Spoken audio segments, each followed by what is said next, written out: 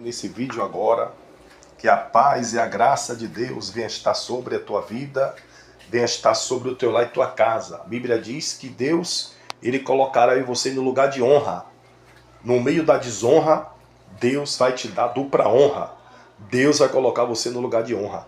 Mas para Deus colocar você no lugar de honra, primeiro Ele tem que fazer o quê? Tirar a pedra de tropeço do teu caminho. Deus vai tirar a pedra de tropeço do teu caminho, que está atrapalhando até mesmo de alguém te abençoar. Tem alguém que está querendo te abençoar, tem alguém que está querendo, usado por Deus para te abençoar, mas tem alguém que está por detrás, está inventando mentira com seu nome. Mas Deus está dizendo através dessa palavra aqui, ó, preste atenção aqui, ó.